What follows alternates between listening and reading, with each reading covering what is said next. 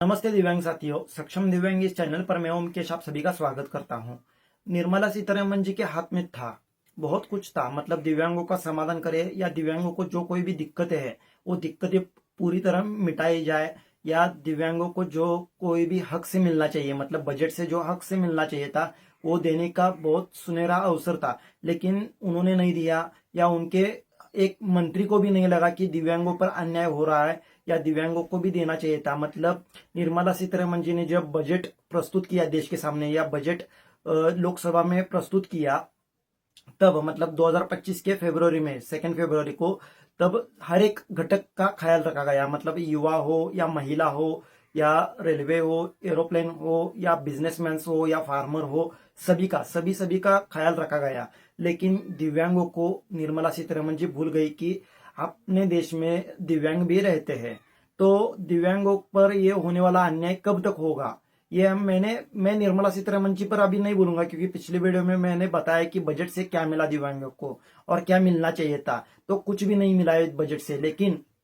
लेकिन मैं आज जो सब्जेक्ट ले रहा हूं वो सब्जेक्ट है रेलवे का। मतलब रेलवे के लिए निर्मला सीतारमण जी ने जो बजट अलग से दिया है, तो उस बजट से दिव्यांगों को भी मिलना चाहिए। मतलब हम दिव्यांगों को अलग से दीजिए ऐसे नहीं बोलते हैं, या रेलवे में से उठाकर हमें दीजिए, रेलवे जो के लिए जो बजट मिला है उसमें से हमें दीजिए ऐसे नहीं बोलता हूं। लेकिन जो रेलवे का बजट रेलवे को मिला है, उस बजट से ही दिव्यांगों को जो असुविधा होती है रेलवे में, वो सुविधा पूरी कर देनी चाहिए। या दिव्यांगों को जो समस्या महसूस होती है रेलवे में ट्रैवल करते समय, या लोकल में ट्रैवल करते समय, या अन्य कौन किधर से भी ट्रैवल करते समय, मतलब किधर से मतलब रेलवे में से ही ट्रैवल करते समय, या रेलवे में उधर जब जॉब करने जाते हैं या अन्य कौन सी चीजें करने जाते हैं, तो उधर जो दिक्कतें आती है वो दिक्कतें सिर्फ पूरी कर देनी चाहिए। अश्विनी वैष्णव जी से मेरी एक नम्रता पूर्वक विनती है कि जल्दी से जल्दी ये समस्या हमारी पूरी कर दो, या ये हमारी जो दिक्कतें हमें आती है रेलवे से जब हम ट्रैवल करते हैं तो हमें दिक्कतें आती है, तो दो चार दिक्कतें हैं, सिर्फ वही पूरे कर देंगे तो भी बहुत कुछ फायदा हो सकता है दिव्यांगों का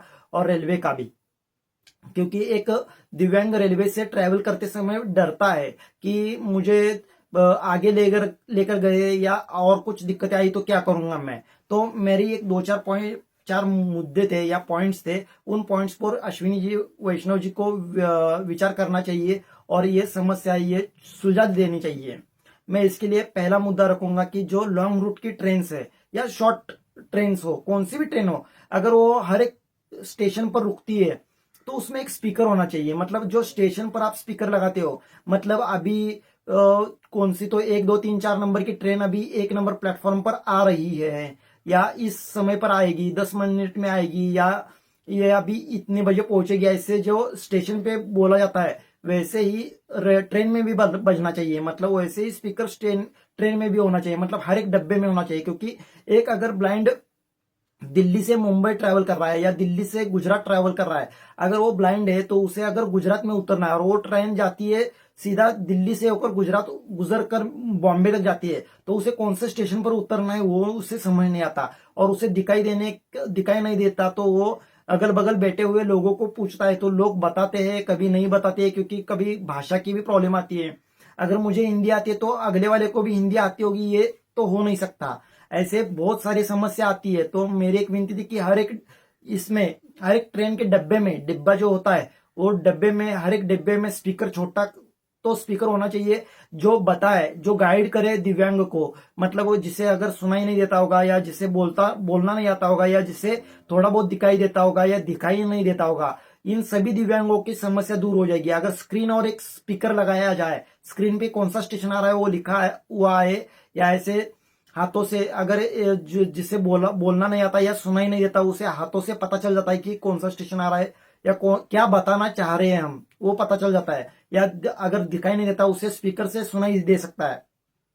तो उसे अगर ये स्टेशन आ रहा है, 5 मिनट में आएगा स्टेशन, या अगला आने वाला स्टेशन ये है, ये अगर ऐसे स्पीकर में बताया जाएगा, और कौन से प्लेटफॉर्म पे गाड़ी रुकेगी, 1 नंबर पे रुकेगी, 2 नंबर पे, या 3 नंबर पे, या 4 5 6, कितने भी हो प्लेटफॉर्म, उधर रुकने वाली है, राइट साइड पे प्लेटफॉर्म है, लेफ्ट साइड पे प्लेटफॉर्म है, ये भी अगर पता चलता है उसमें से, तो बहुत सारी दिक्कतें कम हो सकती है। और जो एक्सीडेंट होते हैं दिव्यांगों के, जो ट्रेन से ट्रैवल करते समय जो दिव्यांगों के एक्सीडेंट होते हैं, वो कम होने शुरू हो जाएंगे। और एक दूसरा मुद्दा था कि ट्रेन इतनी ज्यादा चलती है, इतनी ज्यादा मतलब हर एक स्टेशन से लगभग दिन में दो दो ट्रेन तो आराम से चलती है, लेकिन उसमें आरक्षण ही कम है दिव्यांगों को। पूरी ट्रेन लगभग 20-20 डब्बे की ट्रेन होती है, मतलब एसी को मिलाकर, 3 टायर 2 टायर को मिलाकर और या स्लीपर कोच को मिलाकर या जनरल सभी को मिलाकर, लेकिन दिव्यांगों को आरक्षित सीट सिर्फ 4 है। पूरे ट्रेन में 4 सीट मिलती है। तो ये सिर्फ 4 सीट न होकर कम से कम हर एक डिब्बे में एक सीट, मैं नहीं बोलता कि दो दो, एक सीट हर एक डब्बे में, एक सीट तो कम कम से कम, मतलब स्लीपर कोच का S1 S2 S3 में तीनों में एक एक, और S4 S5 S6 में भी M1 M2 M3 जो कुछ भी है, हर एक डिब्बे में एक एक अगर सीट मिल जाए आरक्षित, तो बहुत सारी चीजों को आसानी हो सकती है। क्योंकि ज्यादा पैसे हम नॉर्मल इंसान जितना टिकट देता है उतना हम टिकट नहीं दे पाते, क्योंकि आप हर एक राज्य में पेंशन अलग मिलती है। मतलब महाराष्ट्र में 1,500 मिलती है, गुजरात में 1,000 रुपए मिलती है, राजस्थान में 1,200 रुपए मिलती है। लेकिन गुजरात और आंध्र प्रदेश में दिल्ली और आंध्र प्रदेश में 5-5 हजार दिव्यांगों को पेंशन मिलती है, लेकिन उधर के दिव्यांग अफोर्ड कर सकते हैं, लेकिन ये महाराष्ट्र के, गुजरात के या राजस्थान के या यूपी के दिव्यांग अफोर्ड नहीं कर सकते। मतलब उतना पैसा खर्च करने के लिए उनको मिलता ही नहीं है। तो उनको अगर कम टिकट किया जाए तो बहुत फायदा हो सकता है। ऐसे ही प्लेटफॉर्म पे ट्रेन ऊंची जगह रुकती है जाकर, तो उधर सीढ़ियों चलना, अगर वो लोकोमोटर डिसेबिलिटी होगा, मतलब उसके पैर नहीं होंगे, तो उसे चढ़ने में दिक्कत आती है, व्हील चेयर अंदर ले जाने में दिक्कत आती है। तो अगर ट्रेन अगर प्लेटफॉर्म के सीधा आकर खड़ी हो जाए तो भी बहुत आसानी हो सकती है। तो जो ट्रेन की ऊंचाई बढ़ाई जा रही है तो वो भी कम होनी चाहिए, या तो वो लेवल पर आनी चाहिए। मतलब ट्रेन से अगर हम प्लेटफॉर्म पे खड़े हैं तो प्लेटफॉर्म से सीधा एक पैर दूसरा दूसरा पैर सीधा ट्रेन में जाना चाहिए, ऐसे कुछ चीजें होनी चाहिए। और एक आधे दिव्यांग को ऊपर की सीट मिलती है, थर्ड सीट मिलती है, तो वो नहीं होना चाहिए। नीचे की सीट्स अलर्ट होनी चाहिए, क्योंकि दिव्यांग को दिक्कत होती है। और टॉयलेट्स की भी हालत बहुत खराब होती है ट्रेन में। अगर हम दूर से ट्रैवल करते हैं, मतलब दिल्ली से बॉम्बे तक आना तो होता है, तो कम से कम 24 घंटे तो लगते ही है। तो उसमें ट्रेन की टॉयलेट की हालत बहुत खराब होती है। और पहले से ही दिव्यांग होता है आदमी, और उसको पहले से ही गोलियां चालू रहती है, कौन से तो इन्फेक्शन हुई रहती है, और वो टॉयलेट में जाता है तो वो अलग से इन्फेक्शन शुरू हो जाते हैं। इसके कारण वो टॉयलेट में ज्यादातर नहीं जाता है और उधर ही सीट पे बैठा रहता है, और वो जो वो अलग से दिक्कतें शुरू हो जाती है। तो वो एक है।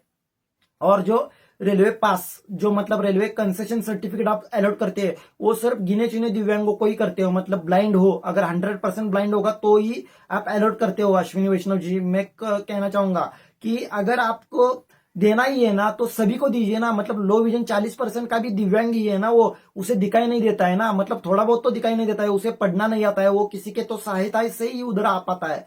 तो 40% हो या 50% हो या 65% हो या 100% हो, कौन सा भी दिव्यांग, पूरे 21 प्रकार के दिव्यांगों को रेलवे कंसेशन सर्टिफिकेट मिलना चाहिए। और कंसेशन सर्टिफिकेट ऑनलाइन मिलना चाहिए, क्योंकि जब हम हॉस्पिटल में जाते हैं, सिविल हॉस्पिटल में या स्टेशन पे जाते हैं, तो उधर हम स्टैंप लेकर वगैरह जाते हैं या फॉर्म भर के जाते हैं, तो वो ट्रेन के जो आपके जो कर्मचारी है या आपके जो एम्प्लॉयज है, वो हमें ट्रीट अच्छी तरह नहीं करती है, वो बहुत निचला बिहेवियर करते हैं।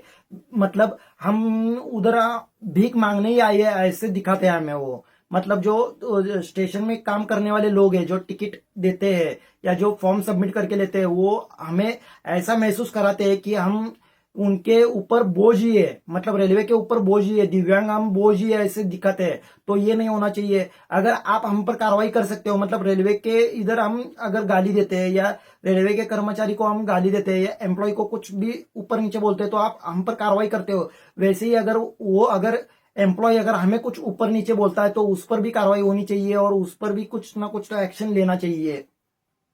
और मेरी एक मांग थी कि पूरे 21 प्रकार के दिव्यांगों को रेलवे का जो कुछ आरक्षण है, जो कोई भी हो, मतलब 75% छूट हो या उसके साथ आने वाले को 50% छूट हो, वो सभी चीजें मिलनी चाहिए। अगर आपको दे नहीं सकते ना, वो 100% वालों को या मतलब 75% वालों के ऊपर के जो कोई भी हैंडीकैप हो, मतलब ब्लाइंड हो, लो विजन हो या लोकोमोटर हो या बहरा हो या गूंगा हो, कोई भी 75% के ऊपर वालों को, सात वाले आने वाले को भी 50%, और उस जो हैंडीकैप है उसको 75%, और 75 के अंदर 40 तक उसको अकेले के दीजिए ना। मतलब वो जो अकेला हैंडीकैप हो तो उसे अकेले को ही 75% छूट दीजिए या उसे आरक्षित सीट दीजिए, क्योंकि वो भी समस्या से, बहुत सारी समस्या से वो जूझ रहा होता है, तो उसे वो छूट मिलनी चाहिए। ये मेरी विनती थी अश्विनी वैष्णव जी से कि अश्विनी जी वैष्णव जी, आप ये अच्छा डिसीजन लेंगे और सभी दिव्यांगों को उसमें शामिल करके लेंगे, और ऑनलाइन जो अभी ऑनलाइन के कुछ गिने चुने स्टेशन को या गिने चुने जो जंक्शन होते हैं उनको आप अलॉट किया है, तो वो सभी राज्यों में होना चाहिए, पूरे देश के राज्यों में होना चाहिए, और हर एक को उसका फायदा होना चाहिए। हर एक दिव्यांग को, मतलब अगर वो 40% भी हो या 50 हो या 90 हो या 100 हो, सभी दिव्यांगों को रेलवे का फायदा होना चाहिए और रेलवे की सुविधा का फायदा होना चाहिए। और जो रेलवे में जॉब करते हैं उसमें उनको भी थोड़ी अक्ल आनी चाहिए कि उनको भी बताया जाए कि दिव्यांगों के साथ अच्छे तरह बिहेवियर किया जाए, क्योंकि दिव्यांग भी अपने देश के ही नागरिक है, और दिव्यांग भी पैसे भरते हैं, दिव्यांग भी टैक्स भरता है, दिव्यांग भी सब चीजों में इन्वॉल्व होता है, तो उसको भी बिहेवियर या उसको भी ट्रीट अच्छा करना चाहिए। और यदि रेलवे में जॉब बहुत कम दिए जाते हैं दिव्यांगों को, मेरा आखिर का मुद्दा होगा कि अश्विनी जी, आप दिव्यांगों को भी जॉब करने का मौका दीजिए, टिकट निकालने का हो या जो स्टेशन मास्टर का होता है या अन्य बहुत सारे चीजों में दिव्यांग भी काम कर सकता है, क्योंकि दिव्यांग भी पढ़ लिख पाता है या पढ़ता है, दिव्यांग भी बहुत अच्छी तरह शिक्षा ले रहा है, दिव्यांग भी डॉक्टर बन सकता है, दिव्यांग भी इंजीनियर बन सकता है, दिव्यांग भी स्टेशन मास्टर हो सकता है, दिव्यांग भी टिकट निकाल सकता है।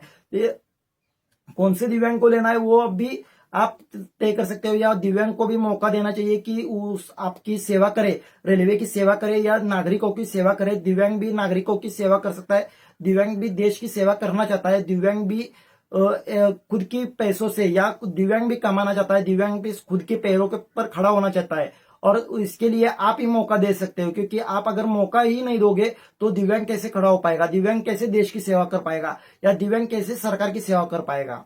तो मेरी एक विनती थी आपसे, और एक विनती थी कि नौकरी में भी, मतलब जॉब में भी दिव्यांगों को आरक्षण बढ़ा कर दिया जाए, सिर्फ 1 या 2% है वो कम से कम 4% किया जाए। दिव्यांगों को रेलवे में जो जॉब करने के लिए आते हैं या फॉर्म भरते हैं उसमें 4% जातीय आरक्षण बंद कर दो, लेकिन दिव्यांगों को आरक्षण मिलना चाहिए, क्योंकि दिव्यांग एक दिव्यांग होता है, उसे एक आधा पार्ट नहीं होता है शरीर का, मतलब आंखें नहीं होती या तो हाथ नहीं होते या पैर नहीं होते, लेकिन उसे जीने का हक है।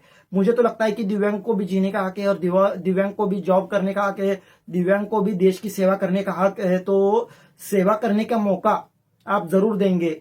आप दिव्यांगों को सेवा करने की मौका जरूर देंगे, ये आशा रखता हूँ।